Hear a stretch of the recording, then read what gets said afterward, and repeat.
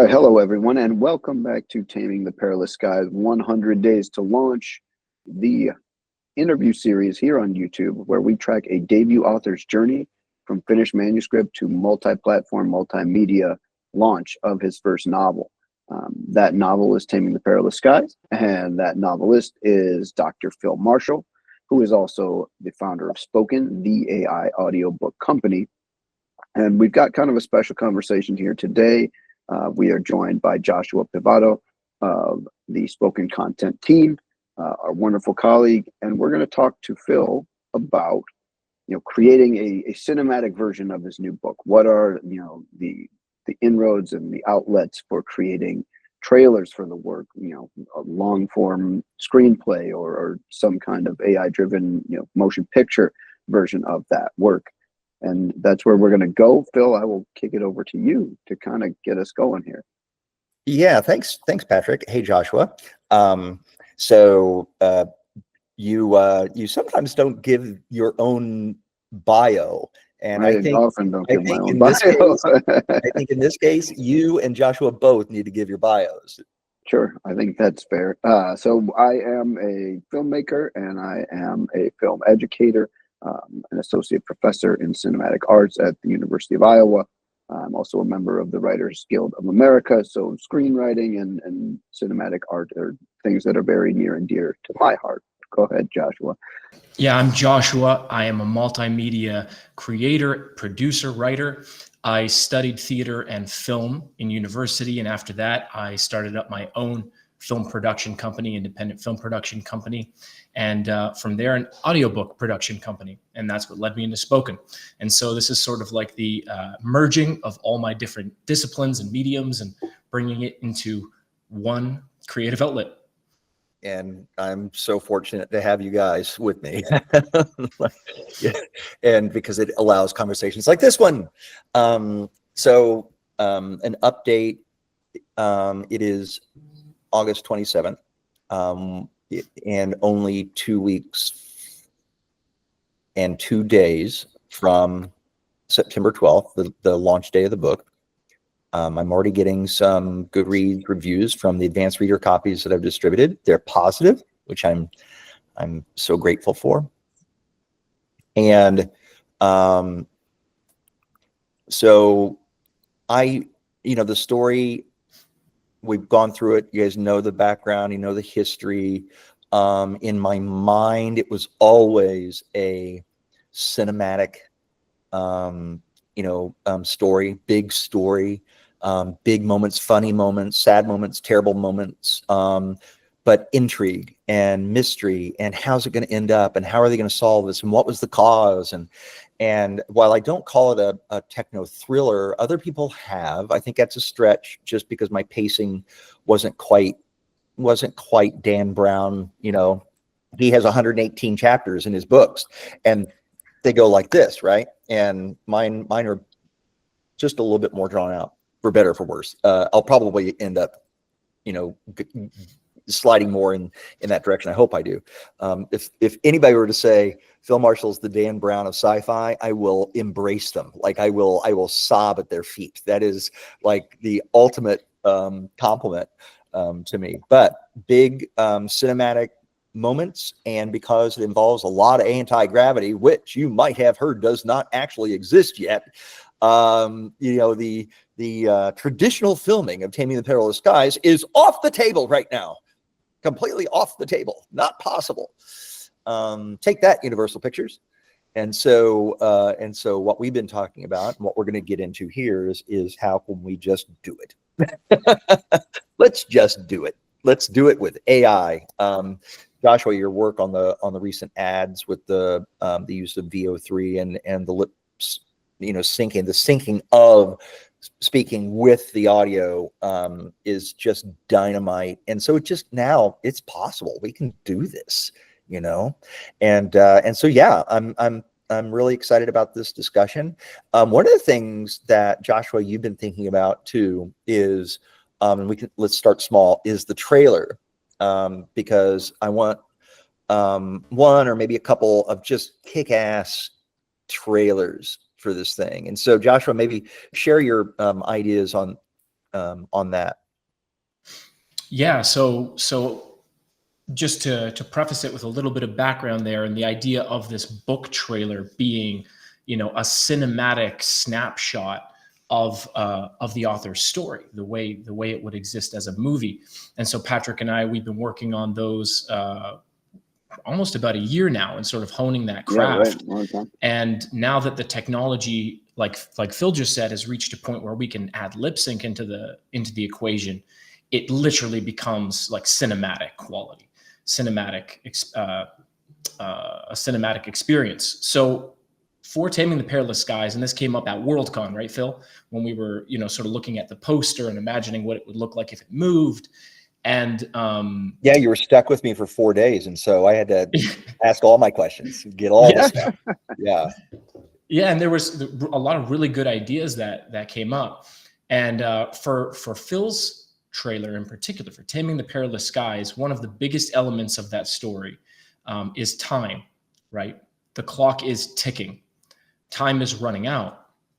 And so playing with time, both as a means of capturing the story's, you know, time is of the essence, and also as a rhythmic musical quality to drive the pace of the trailer, is one of the core features, I think, that can be implemented in that first teaser. Yeah, so that reminds me of something else that Dan Brown talks about in his masterclass online. The 3 things that he always nails in his thriller books are the contract, which is your contract with your readers. What's the promise that you're making? And in his case, you know, maybe it's they solve the mystery, or he saves the girl, or he, you know, and in my case, it's like Jack figures it out and Jack saves his son, right? That's the promise. The second one is called the crucible. And that is that you've got to place them in close quarters so that you're getting, you know, tight action, you know, and then the third is the clock. So it's the 3 C's. So contract, the crucible, and the clock. And in Taming the Perilous Skies, it is 12 hours. And Jack has to solve this by the 12th hour, because on that reset of the grid, his only child, his son Eric, is going to die. I mean, it's a matter of certainty. They know how many feet those aerials are going to drop on the reset, and he is below that amount, and so he is going to impact. And anybody above 100 feet on free fall in those aerials, they die. It's just certainty. And so he's got 12 hours to do it. I started with more time than that. And I even wonder now if it's a little too much, although I don't think so, because I think by the time we get towards that 8th, 9th, 10th, 11th, 12th hour, everybody is just worn down to a pulp. I mean, it's like, you know, in the resets, it was in 2 attempts, didn't work, and nobody really knows the cause. But then finally, Jack figures out what the cause is, and because they know what the cause is, they could finally make the change that would. But they need enough time to prepare for that. So that 12th hour was a mandate by the president that this will not go beyond 12 hours, or the director of national safety would have his junk chopped off by the giant axe that she is carrying around. The stakes are high, particularly for that. And so he is determined that it will not go beyond 12 hours. And so she actually does start to carry around a giant axe from the White House, Wow. because she is pissed. I mean, you know, there hasn't been one death from an aerial in 9 years, and now they're going on hours, and fix after fix does not work, right? And so she starts carrying around an axe and threatening people with it. Bill, anyway. Sorry No, like you, please. you kind of alluded to, I mean, you already have just described a few kind of bigger cinematic moments, and the idea of the ticking clock, right? That's a screenwriting convention, right? It's you know, a thing that is often used. It builds that pace, it builds that tension. So, you know, I have not yet read the book, but you know, over the course of our conversations, like I've certainly got bits and pieces, and I've got what you described here, and it does, you know, seem very inherently cinematic. You know, Joshua, I was wondering if like maybe we kind of delve into some of like how we've approached, you know, building trailers up to this point. You know, if we were, you know, obviously we know Phil and work with him day to day, but you know, when it's other authors, you know, what are kind of some of the things that we look for in their work in terms of identifying like what might make, you know, compelling images and compelling trailers? Yeah, that was sort of a formula we developed pretty quick and stuck to it for the most part. And that was to find a term that we've all used around here, like that tropish moment or that tropish hook, that piece of dialogue that encapsulates the essence of the story, or perhaps a really key moment of action or a turning point in the action, and then building the trailer around that moment. There have been a few times where we've done trailers that are sort of the montage quality, where we'll flip through the timeline. But I think that the more action there is in a story, the easier it is to just hook into that action moment, like we've done for the Sackcloth and Blood trailer, for example, and like how I imagine we'd approach the Taming the Perilous Skies trailer, because there is that element of like visual impending doom with, you know, the anti-gravity aerials, you know, suspended there, and all of that calamity. And I feel like we'd hook into there. But do you have any instincts as to maybe an alternative approach? Or no, I think that's definitely, it's like what are key moments? I think what's unique about, you know, this story is, you know, it presents a world, like a very imaginative, reimagined world, a future, you know, utopian in some aspects, although that's clearly gets threatened fairly quickly. You know, it's global, it's advanced, and so, you know, I think about like movie trailers, right? When you're brought into a fantasy story, a science fiction story, like that's a big selling point too, right? Like immersing you into that. And then it's like, here's this wonderful kind of landscape that we're going to play in. And then here are the characters and events that like really make it work and make it pop. Phil, something I was kind of wondering on your side is like, you know, are there cinematic works, not necessarily that are influences on the writing, but that you kind of imagine, like if this were a, you know, a full whatever $200 million Hollywood movie today, like what kind of works might you compare it to?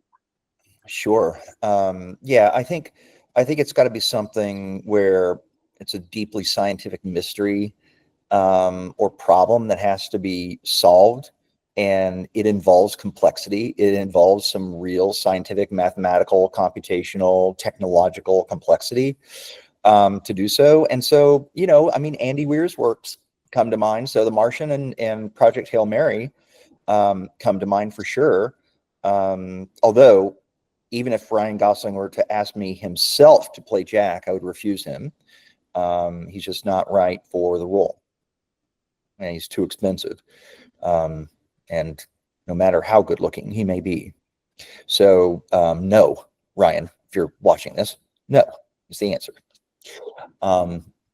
So the idea I had for the trailer was inspired by something the ideas Joshua had, and that is some glimpse of just daily life in this really pretty utopian, you know, backdrop, right? The man and his son, maybe the blue marble plays a role, right? They're doing their game at the kitchen table, and maybe as they're kind of, you know, smiling at each other, you know, and they're doing their game thing, you know, maybe the marble drop, right?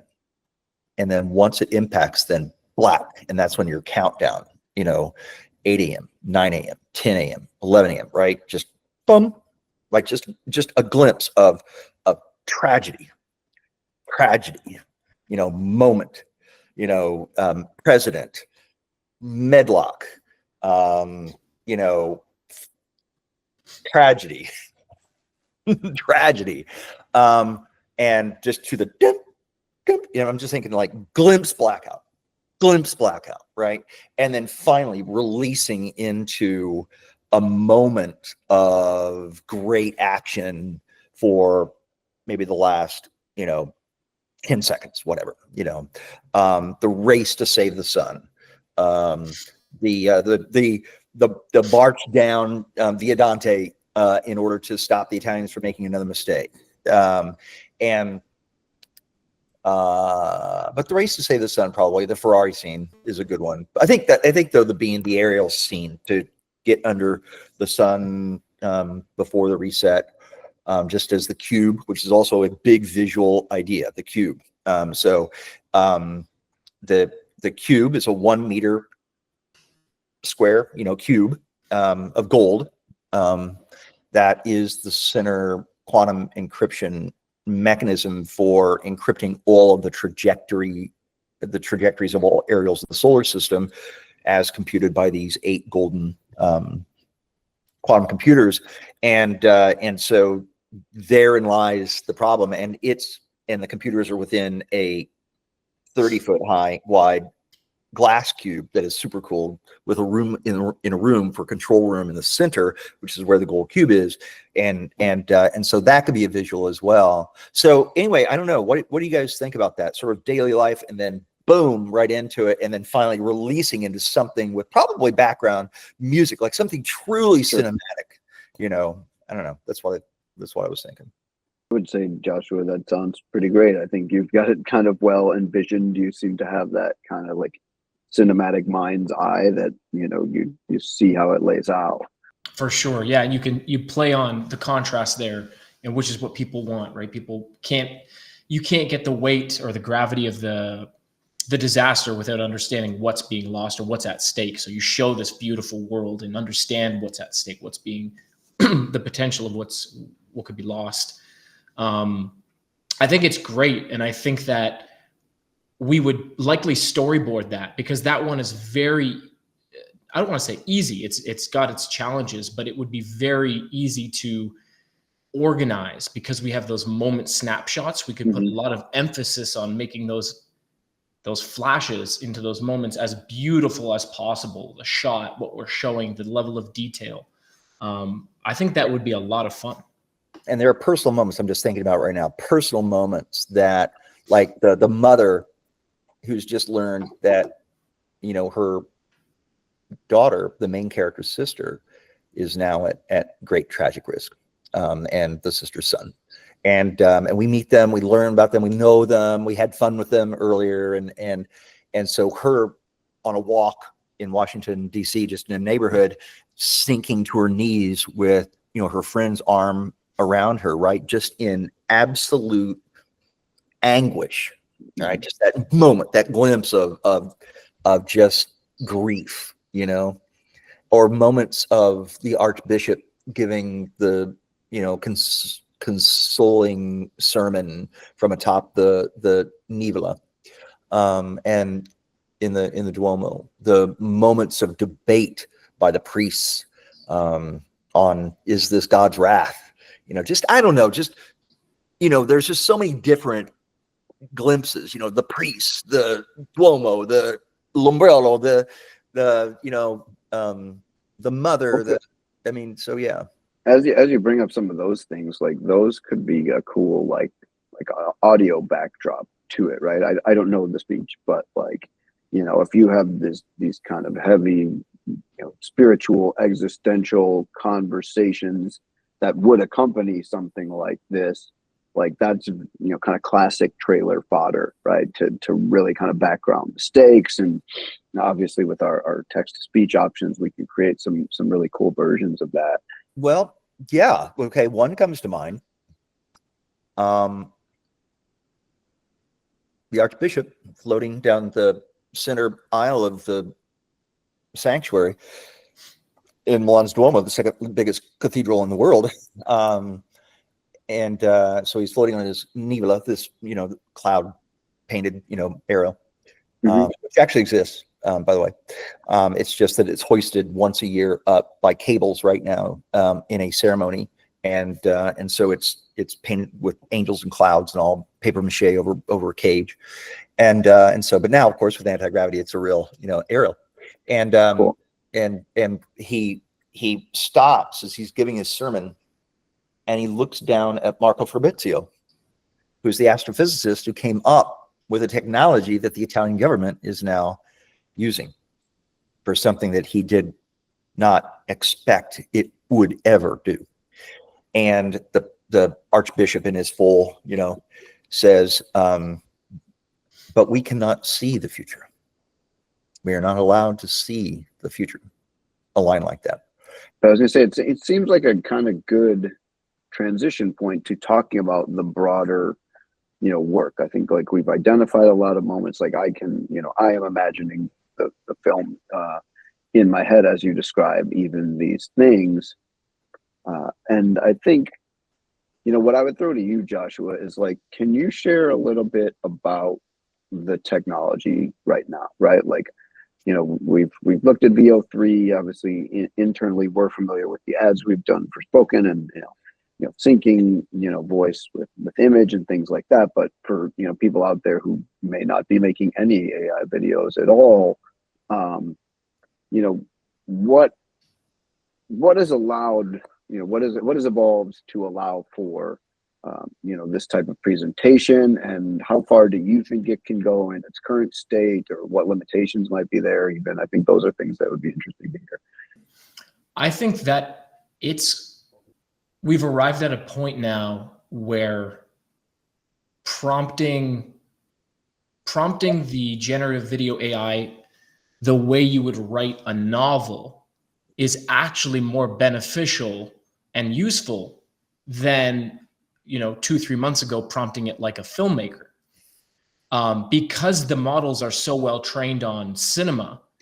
You can give it the novel excerpt and it will infer what that would look like cinematically without the knowledge of those types of shots or what kind of angles you want. So I think that writing like a novelist and then pairing it up with generative video AI is actually a benefit now. So translating the work will be easier than it was a few months ago. The biggest problem, and Phil, you noticed this really early on in your experiments with it, was the character consistency. That was the big one. And I think we've overcome that now. There's a new technology, it just arrived within the last 2 weeks, called Nano Banana. And you've seen, exactly what I was going to name spoken. Okay, and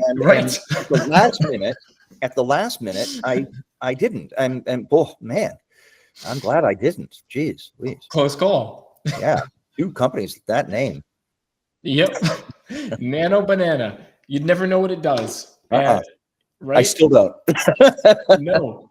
And with that tech, we would be able to get that character consistency. You basically, it's like Photoshop. You'd have the kind of backdrop you want, and then you drop in the photos of your characters and it renders them all together in that.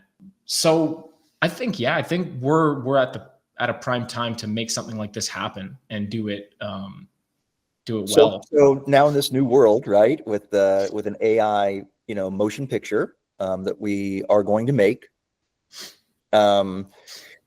what are the steps? And it sounds like it's different than a normal screenplay approach. Like, how do you go about this? Yeah, that was the kind of the thing I was going to ask, because we had talked, I think, offline a couple of weeks ago about like, okay, like you've got to take the novel and at least kind of wrestle it into the screenplay format. But it sounds like maybe that's less of a thing now, just given how it's prompting. Or do you think that like you still need that kind of translation to the visual medium, and or figuring out like, okay, what stays, what goes? Because obviously a 90-minute to 2-hour film, exactly. Because I mean, the book is a 12-hour Right. I mean, the book is a Exactly. 12-hour read or a 12-hour listen. And so, I mean, that's always the challenge of a screenwriter, right? Yeah, definitely. Yeah. And so I don't know anything. I mean, I've got notions around key moments and keeping the thread of thriller, suspense, and mystery and unfolding the clues. But other than that, I don't know. So Patrick, because this is certainly your expertise, and if you were to get a novel, what do you first, or I guess, how would I put it? What's on the chopping block first? Like when I have to cut this down to a 2, maybe let's start with a 3-hour screenplay. What are the first things up for consideration, to cut? In the broadest terms, you're trying to figure out how to distill the thing down to its essence, right? And in some ways that can be a little bit subjective, right? That could mean, in certain, like, all right, take like Jurassic Park or something. Jurassic Park, right? It's that theme of kind of man's overreaching. And so, we may approach that again, I don't know how they approach the adaptation in specific, but like you would kind of look at like, okay, we're building around that, and everything that we are choosing to incorporate in the movie, like, yeah, it has to tell the story, but it should be in service to that theme. A different approach might be like the character, in a given novel, where it's like, are you trimming supporting characters or things like that, chapters that kind of spin off to people who are important to the book, are important to the story, but in this case we are focused on one character story. Not that we won't meet those other people, but Phil, if I'm not mistaken, within Taming the Perilous Skies, do we have like Medlock chapters, and we have different characters that are not POV, because I know it's third person for everyone except for our main guy, but do we have kind of chapters where we're following those supporting folks? Oh, well, yeah. So, Yeah. I mean, it's third close. It's not omniscient. I mean, I don't even know. I mean, it's funny. I should be expert at POV now, and I feel like I've got some intuition around it. But when people talk about like omniscient versus third close, I get confused about. Sure. I guess it's because all I really know is third close. Like that's all I kind of think in, except for first. And the reason I used first for Jack is just because I wanted the reader to be closer to him, because I was having trouble getting closer to him and in his head and knowing who he really was. And so that's why I made that first. But yeah, I mean, there are some characters that are just going to be bigger than life, right? I mean, the world's been transformed in large part by one person, Yep. And and then when we meet him, it's like, are you kidding me? Are you kidding me right now about this Joker, right? And so the hubris, the humor, the arrogance, but also the flamboyance, needs to come out for sure there. Olivia, one of the top 3 characters, has to be a very sharply drawn character. The president and her daughter, sharply drawn characters. The archbishop and the Monsignor and one other of the priests, probably pretty sharply drawn. And then there's Jack and his son, and then there's certain others. There's Jack's right-hand guy, Francisco, Jack's mother, Jack's sister. Yeah, so these are all... There's a lot of people in the party. There's over 100 speaking characters in the audiobook. And so, yeah. But as far as the screenplay goes, though, you would ask, like, what is it a different approach now? What does it take? And Joshua, you were saying, you can put the prompts in, but I don't know. I mean, well, let me ask you this. So, okay, 12-hour read or 12-hour listen becomes a 90-minute, or maybe 2 hours. I don't like movies. 2 hours. Yeah. Oh yeah, you think 2 hours, right? Yeah, but I mean, for like a drama, like a a dense, meaty drama, like you gotta do 2 hours. You know, like a breezy, like horror comedy actioner, like yeah, give me 90 minutes. But I think, especially given the volume that you're trying to condense, like 2 hours is probably right. Like an interstellar type of approach. There's a good comp. Yeah. I'm gonna call Hans Zimmer right after this to see if he's free to. It's a good idea. Spin up a good soundtrack for us. But go ahead.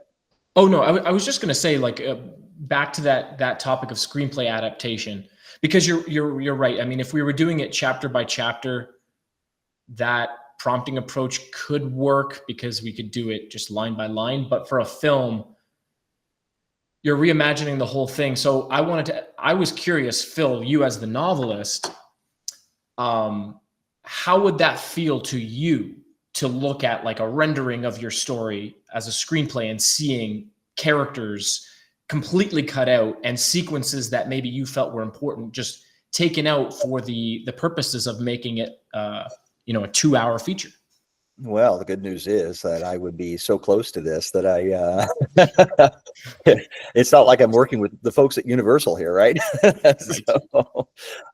So the good news is that I imagine we can come to some agreement on what is not important, but the 2-hour thing is still important, not to go really beyond that. I think. I mean, I don't like it when these movies are 2.5 hours long. But yeah, as far as what it's going to feel like, it's probably going to feel even better than listening to the voices of these characters, which is just awesome, right? Hearing their voices come to life in a custom voice, and so seeing it will be even more of a thrill. But I'm wondering, in your mind's eye, what's the style that this is in? Are there comparable styles? Is this a vivid Denis Villeneuve? Like photorealistic, but even more than just photorealistic, like vivid, or is it more like our ads have been for spoken? Is it deliberately AI, or is it, if you didn't know, you wouldn't have guessed? To like do it truly photorealistic, like it's not fully there yet, right? Like to do like indistinguishable from modern cinema, I think it's, both visually and the syncing of the voice is not all of it. Yeah, I think you're right. I think you kind of get one or the other. You either can get hyper realistic humans and obscure background and environments, or you can get fantastical environments, but then you lose out on the hyper realism. But the two are not. Yeah. Okay, so you're kind of thinking similar to how we've done the ads then. I think that would be your best bet. I don't get any type of instinct, Patrick. I don't know if it varies for you, but I don't get any instinct towards like animation or CG video game style. It doesn't. Yeah, it doesn't seem to fit that style. I was just having that same thought, like running my head, like, yeah, but it doesn't seem to match that, right? It is very. I mean, I think those weird comp, like The Martian is a good comp, even though it's different, right? But the look, the tone, right? Like I think that's, that's what it is, right? It's a real life. I mean, it sounds like a little bit of, there's political thriller elements, and then just the sci-fi kind of, heightens that or takes it to a slightly more imaginative place. But that stuff to me demands, maybe serious is not the right word, but like a serious dramatic treatment. Yeah, I think so too. And even though some might say that, oh, they're just trying to make it seem like a regular motion picture, but they're using AI. I actually think we can make it better in a lot of ways, because we're not bound by the limitations of space or gravity or angles, or right. I mean, every shot can be as close, as far, and directionally, whatever is ideal. Right. And I hope a lot of those would have been impossible otherwise, right? Because I want this to highlight that we're here now, right? We can do this now.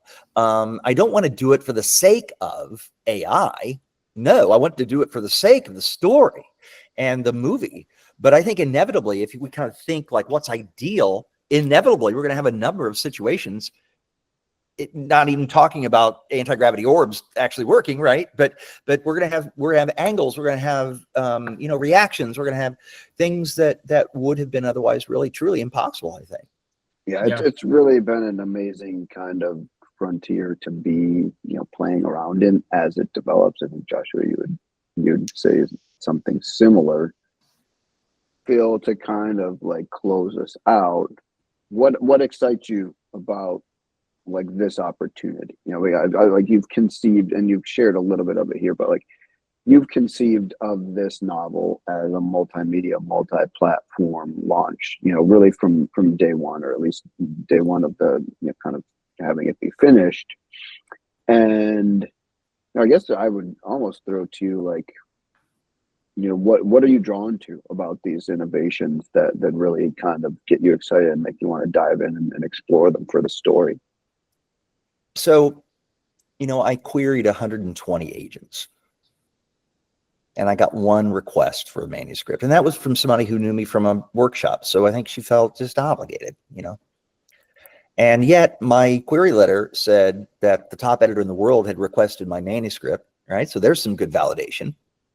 I didn't include in that query letter that he then got the manuscript and landed like a doorstop. It was a bad version. What can I say?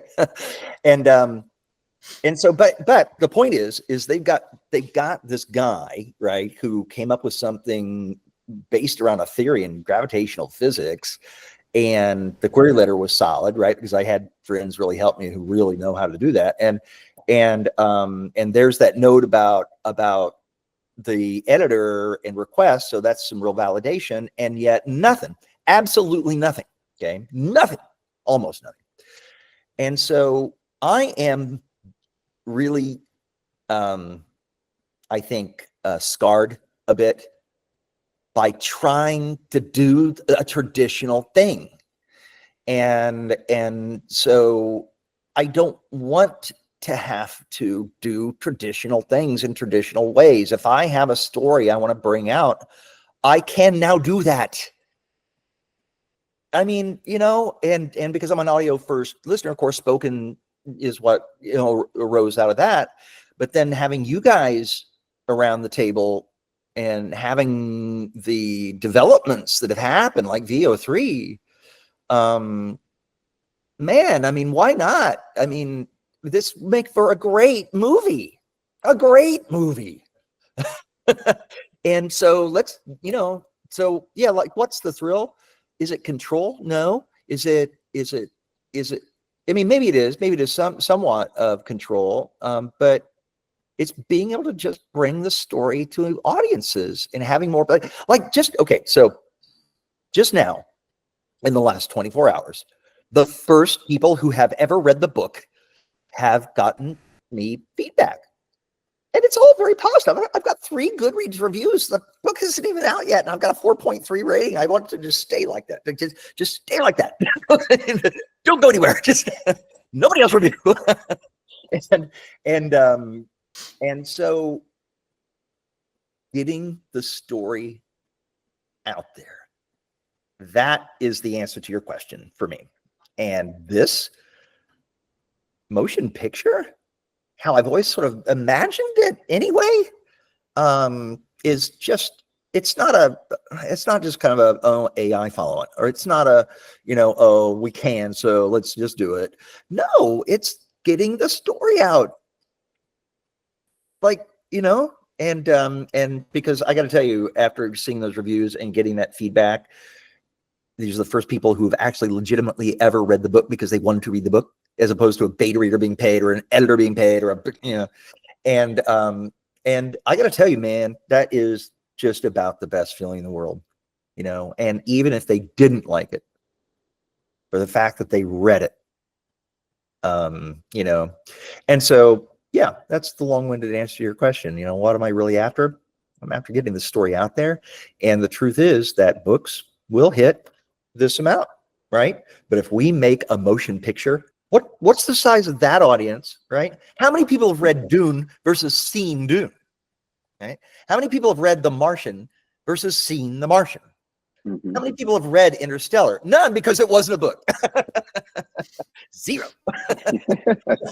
So the point is that the reach of the story is what excites me on this dimension. And the people around this little call right here just kick ass. I mean, you know, like those, the ads, the trailers, like all it's you guys, and you know, I know you guys have collaborated on all of those, but just your the timing and the, you know, just the skill that you guys have. I mean, I just couldn't be more thrilled to be doing it, you know, and I want us all to be famous, really famous, because of that movie. Did you know it was a book too? No, where's the book? It's on Amazon. Go get it. Go get it. Is it an audiobook? Yeah. Where? I don't know. It's not an Audible. I have no idea where it is. No, I think that's really wonderful, because you talk about the thing that's been at the core of what we do at Spoken, what we've kind of preached as we work with authors, which is, again, the democratization of tools, you know, not in replacement of the artist, but to enhance the art and the art form, and, you know, creating opportunities, like the, you know, the phrase that gets thrown around a lot is like owning the store, owning the different parts of the process, and being able to deliver that in a way that no longer requires permission, like your 120 queries, right? Like, you know, you can do it. And, you know, if the audience is there, like, you know, it will now find those people. And I think that's a wonderful thing and a wonderful time to be a part of. Joshua, any last thoughts for you before we kind of dip out here? Yeah, just sort of a comment or follow up to what Phil said, you know, his reasons there. And it kind of goes back to our last three-way video we did, or episode we did, which was the multimedia episode, and just that you're a storyteller. And I believe true storytellers, they want their story told through any mechanism or medium that will get it to a prospective audience, for people to enjoy, right? That's what storytellers live for, people to hear what's been brewing in your mind. So yeah, that's right. And yeah. here's it just came to me that the tools are one thing, but the other thing is how it changes workflow. Because now, as a self-published writer, I can just change those words on that file and re-upload it to Ingram, Spark, and Amazon. On Spoken, you just change that passage and redeploy your audio. That's never been possible before. And now here, if a year from now we're like, actually, I never really did like that part of that scene. Like there's that one thing. It just lost a little bit of a, right. It just lost a little bit of the action, lost a little bit of the tension. Well, let's go in and fix it. Right? And then people are going to complain. Well, I paid $12 for this one, and then you went and improved it. Yeah. Well, yeah. Right. But it's a lot of fun though, right? I mean, you know, it is a lot of fun. I can tell you this much: it's a hell of a lot more fun than healthcare that I was in. So, so yay! We just have to make sure that we don't waste too much time, energy, or resources on it. But we're not, so it's all good. I appreciate you guys and how fun this will be when we do it. That's great. I appreciate you. We appreciate you and our collaborations, and we look forward to plenty more to come.